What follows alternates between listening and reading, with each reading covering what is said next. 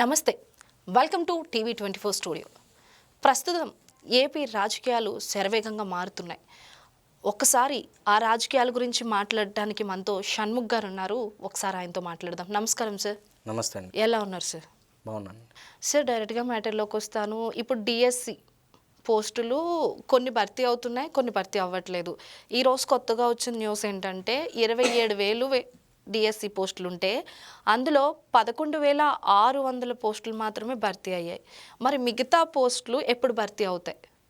ముందుగా సాక్షి పేపర్లో ఈరోజు ఒక కథనం రాయడం జరిగింది. 27,000 పోస్టులు ఖాళీగా ఉన్నాయి. కేవలం 16,347 పోస్టులకు మాత్రమే నోటిఫికేషన్ ఇస్తామన్నారు. ఇప్పటికీ దాని దాఖలాలు ఎక్కడా కనపడటం లేదు.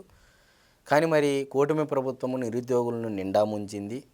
కూటమి ప్రభుత్వమే నిరుద్యోగులకు ఇవ్వాల్సినటువంటి నిరుద్యోగ భృతి సైతం ఎగ్గొట్టేసి సర్వనాశనం చేస్తూ ఉంది ఆంధ్రప్రదేశ్ రాష్ట్రాన్ని అన్నట్టు కథనాలు రాయడం జరిగింది. మరి నిజంగా చంద్రబాబు నాయుడు గారు డిఎస్సి నోటిఫికేషన్ ద్వారా నిరుద్యోగులను నిండా ముంచేస్తున్నారా, లేదా అసలు ఉపాధ్యాయులు ఎన్ని ఉపాధ్యాయ పోస్టులు ఇప్పటివరకు భర్తీ చేశారు అనేది ఒక్కసారి వాస్తవాలు మన ప్రజలకు తెలియజేసే విధంగా చెప్పుకున్నట్లయితే, నారా చంద్రబాబు నాయుడు గారు 1995లో ముఖ్యమంత్రి అవ్వడం జరిగింది. మరి 94లో 16,238 మందికి డిఎస్సి నోటిఫికేషన్ ఇచ్చి భర్తీ చేయడం జరిగింది. 1996లో 16,838 మంది భర్తీ చేయడం జరిగింది. 1998లో 29,269 మందికి భర్తీ చేయడం జరిగింది. 2000 సంవత్సరంలో 24,388 మందికి భర్తీ చేయడం జరిగింది. 2001 సంవత్సరంలో 26,129 మందికి భర్తీ చేయడం జరిగింది. 2002లో 31,699 మందికి భర్తీ చేయడం జరిగింది. మరి అదేవిధంగా 2003 12,430 మందికి భర్తీ చేయడం జరిగింది.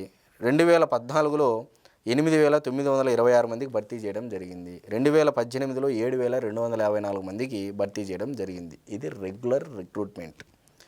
మొత్తం ఇవన్నీ చూసుకున్నట్లయితే ఒక రెగ్యులర్ రిక్రూట్మెంట్ ద్వారానే 173,171 మందికి చంద్రబాబు నాయుడు గారి హయాంలో మాత్రమే, అంటే చంద్రబాబు నాయుడు గారు ముఖ్యమంత్రిగా ఉన్నంత కాలంలోనే ఇంతమందికి ఇన్నిసార్లు డిఎస్సి నోటిఫికేషన్ ఇచ్చి ఉపాధ్యాయుల పోస్టులు భర్తీ చేయడం జరిగింది. ఇది అబద్ధమా నిజమా అని నేను మీడియా ముఖంగా వాళ్ళని అడుగుతున్నాను. మరి అదేవిధంగా లిమిటెడ్ రిక్రూట్మెంట్ అని, అదేవిధంగా స్పెషల్ రిక్రూట్మెంట్ అని చెప్పేసి కూడా 2 సార్లు చేసుకోవడం జరిగింది. మరి 1995లో లిమిటెడ్ రిక్రూట్మెంట్ ప్రకారము 3,706 మందికి 3,706 మందికి ఉపాధ్యాయ పోస్టులు భర్తీ చేయడం జరిగింది. మరి అదేవిధంగా స్పెషల్ రిక్రూట్మెంట్ అంటే చనిపోయిన వాళ్ళు ఎక్స్ట్రాగా వీళ్ళు హామీలు ఇచ్చినాయి. 1996లో 2,000 మంది, 97లో 874 మంది, 2019లో 521 మంది. మరి సరాసరిగా ఇంచుమించుగా regular recruitment, limited recruitment, special recruitment, ఇన్ని రిక్రూట్మెంట్ల ప్రకారము 94 నుంచి 2019 వరకు, అంటే జగన్మోహన్ రెడ్డి గారు ముఖ్యమంత్రిగా కానప్పటి వరకు 1,80,272 మందికి ఉపాధ్యాయ పోస్టులు భర్తీ చేయడం జరిగింది. మరి ఇప్పుడు నిరుద్యోగులను ఏ విధంగా ముంచారు? మరి అదేవిధంగా నారా లోకేష్ గారు ఏం చెప్పారు? అటు సీఎం నారా చంద్రబాబు నాయుడు గారు నిన్నటి రోజున అసెంబ్లీలో కూడా ఏమని చెప్పడం జరిగింది? అయా, మేము 16,347 పోస్టులకు నోటిఫికేషన్ ఇచ్చాము. మరి మేము జనవరిలో ఇవ్వాల్సినటువంటి క్యాలెండరు ఎన్నికల కోడ్ నేపథ్యంలో భాగంగా వాయిదా వేయడం జరుగుతూ ఉంది. కాబట్టి రేపు వచ్చే అకాడమిక్ ఇయర్ ఏదైతే స్టార్ట్ అవుతుందో మే జూన్ కల్లా, ఆ అకాడమిక్ ఇయర్ ఏదైతే స్టార్ట్ అయిపోయే లోపల మేము ఉపాధ్యాయ పోస్టులు భర్తీ చేస్తామని చెప్పేసి ఇటు అసెంబ్లీ సాక్షిగా సీఎం నారా చంద్రబాబు నాయుడు గారు చెప్పడం జరిగింది.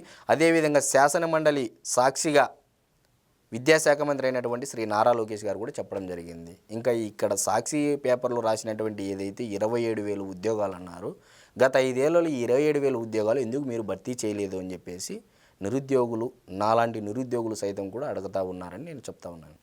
అంటే కుంభకోణం జరిగింది వీటిలో కూడా అంటున్నారు. కుంభకోణం ఏం జరిగిందండి? అంటే లంచాలకు ఆశపడ్డాలు ఇలాంటి. ఎక్కడుంది లంచము? WhatsApp governance. లంచం తీసుకోవడానికి కూడా ఎక్కడుంది? ఈరోజు హాల్ టికెట్ తీసుకోవాలన్నా కూడా ఇంటర్ విద్యార్థులు కానీ 10th విద్యార్థులు కానీ ఎవరైనా సరే దాదాపు జనవరిలో వాట్సాప్ గవర్నెన్స్ వచ్చింది. 161 సేవలు జనవరిలో అందించారు. ఈ రోజుకి ఎంత వచ్చిందండి ఆ సంఖ్య? దాదాపు 250 కాటికి వచ్చింది సేవలు. అంటే 6 నెలల్లోనే నారా లోకేష్ గారు ఏ విధంగా ప్రతి ఒక్క శాఖను అనుసంధానిస్తున్నారు వాట్సాప్ గవర్నెన్స్కు? ఎక్కడ అవినీతి ఉంది? వాట్సాప్ డైరెక్ట్లో నీ హాల్ టికెట్ ఏంది, నీ జాబుల పోస్టు ఖాళీ ఏంది, నీ ఏ విధంగా భర్తీ చేయాలనేది అంతా పారదర్శకంగా ఉంటే ఇంకెక్కడ అవినీతి ఉంది? ఈరోజు ఇంకా రాబోయే రోజుల్లో ఎంఆర్ ఆఫీస్కి పోవాల్సిన అవసరం లేదు, కలెక్టర్ ఆఫీస్కి పోవాల్సిన అవసరం లేదు. మీకు కావాల్సిన 1B అడంగళ్ళు కానీ birth certificate, death certificate, income certificate, caste certificate కూడా శాశ్వతంగా ఇవ్వాలి, పదే పదే తిరక్కోకుండా కుల ధృవీకరణ పత్రం శాశ్వతంగా ఇవ్వాలని చెప్పేసి కూడా తీర్మానించారు అసెంబ్లీలో. ఇంకేందండి, పారదర్శకంగా ఇంతగా ఈ విధంగా ఉంటే ఇంకా ఏదో మోసం చేస్తున్నారు, ఏదో కుంభకోణాలు జరుగుతున్నాయి, మేము బురద పూసుకున్నాము, మేము మోతులలో పూస్తాము అని అంటే చూసే వాళ్లకు హాస్యాస్పదంగా ఉంటుంది. ఓకే, అంటే కూటమి ప్రభుత్వం రాకముందు వైఎస్ఆర్సీపీ పార్టీ వాళ్ళని టీచర్ పోస్టులు భర్తీ చేశారు. ఎక్కడిచ్చారు? జనవరి వస్తే చాలు, ప్రతి సంవత్సరము జనవరిలో మేము డేట్లు చెప్పి మరీ జాబ్ క్యాలెండర్ విడుదల చేస్తామని చెప్పేసి జగన్మోహన్ రెడ్డి గారు సీఎం హోదాలో చెప్పారు. మరి ఏ సంవత్సరం రిలీజ్ చేశారు జాబ్ క్యాలెండరు?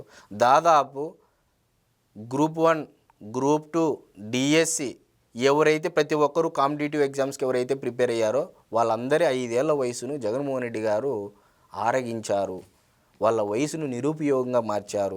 ఈరోజు 22వ సంవత్సరంలో 23వ సంవత్సరంలో బీటెక్ గ్రాడ్యుయేట్స్ అయ్యి వచ్చిన వాళ్ళు దాదాపు 5 ఏళ్ళు వాళ్ళ యొక్క వ్యవధి ఏదైతే జీవితం మేజర్ టర్నింగ్ పాయింట్ ఏజ్ అనేది తీసుకున్నారా లేదా జగన్మోహన్ రెడ్డి గారు? మరి ఇప్పుడు దీనివల్ల ఎవరి భవిష్యత్తు ఎవరు తీసుకున్నారు? మరి జగన్మోహన్ రెడ్డి గారికి నిరుద్యోగుల పట్ల చిత్తశుద్ధి, అంతఃకరణ శుద్ధి ఉంటే వాలంటీర్లకు 5,000 ఉద్యోగాలు, సచివాలయాల ద్వారా ఇంతమంది ఏదో ఉద్యోగాలు అంటున్నారు. మరి గ్రూప్ 1, గ్రూప్ 2, సివిల్స్ లేకపోతే డిఎస్సి ఉద్యోగాలు కొట్టాల్సినటువంటి వారు వాలంటీర్ 5,000 జీతానికి పరిమితం చేసి వాళ్ళ జీవితాన్ని కంప్రైజ్ చేసిన మాట వాస్తవమా కాదా? మరి ఈరోజు ఎవరు తిన్నారు, ఎవరి జీవితాలను ఎవరు బలి చేశారనేది ప్రజలు ఆలోచన చేయాలి. ముఖ్యంగా అతి ముఖ్యంగా నిరుద్యోగులు ఆలోచన చేయాలని నేను చెప్తా ఉన్నాను. ఓకే సార్, నెక్స్ట్ ఇప్పుడు డిఎస్సి ఇంకా రిలీజ్ అవ్వలేదు కానీ ప్రిపేర్ అవుతున్నారు, ఎప్పుడు రిలీజ్ అవ్వచ్చు అని మీరు అనుకుంటున్నారు? ఈ నెలలో నోటిఫికేషన్ ఇస్తామని చెప్పేసి నారా లోకేష్ గారు చెప్పారు. మే, జూన్ కల్లా అంతా భర్తీ చేసేసి క్లాసులు కూడా స్టార్ట్ చేస్తాము, వాళ్ళని అల్లకేట్ కూడా చేస్తామని కూడా చెప్పడం జరిగింది. క్లియర్. శాసన మండలి సాక్షిగా నారా లోకేష్ గారు ప్రతి ఒక్కటి వివరంగా చెప్పడం జరిగింది. మరి ఇప్పుడు ఈ 5 yearsలో చాలామంది ఏజ్ దాటిపోయింది, మీరు అన్నది నిజమే. ఇప్పుడు ఏజ్ లిమిట్ వాళ్ళకి అయిపోతుంది, సో వాళ్ళ కోసం ఏమైనా ఏజ్ లిమిట్ 1-2 సంవత్సరాలు పెంచే అవకాశాలు ఏమైనా ఉన్నాయా? అది నిరుద్యోగులు వాళ్ళంతా ప్రభుత్వానికి నివేదిక ఇస్తే డెఫినెట్గా నారా లోకేష్ గారు కన్సిడర్ చేస్తున్నారు. ఈరోజు ఒక జీవో నెంబరు 17 అంటే 117ను రద్దు చేయాలంటేనే అటు ఎమ్మెల్యేలను ఇటు ఎమ్మెల్సీలను కూర్చోబెట్టి అంటే ప్రజాప్రతినిధుల ద్వారా వారి యొక్క నిర్ణయాలను తీసుకొని తద్వారా రద్దు చేస్తున్నారు తప్ప ఎక్కడ ఏకపక్ష నిర్ణయం తీసుకోవట్లేదు ఈ కూటమి ప్రభుత్వంలో. ప్రతి ఒక్క స్కూలు నుంచి ఒక ఉపాధ్యాయుడి నుంచి ఒక ఇండివిజువల్గా తన మెయిల్కి ఎవరన్నా పంపించండి మీ అభిప్రాయాలు అని చెప్పేసి ప్రతి ఒక్కరి చేత తీసుకోవడం జరుగుతూ ఉంది.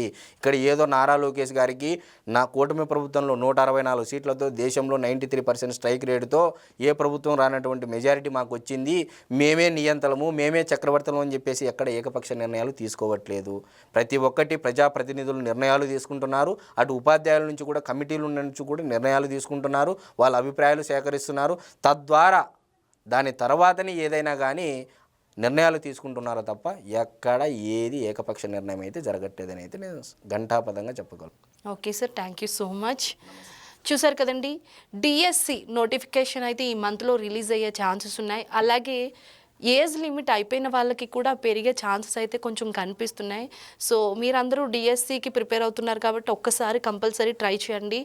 చూసారు కదా, ఇప్పుడైతే షణ్ముఖ్ గారు డిఎస్సి గురించి నోటిఫికేషన్స్ గురించి అయితే చాలా క్లియర్గా మనకు ఎక్స్ప్లెయిన్ చేశారు. మళ్ళీ ఒక సెలబ్రిటీతో మళ్ళీ మేము ముందుకు వస్తాం.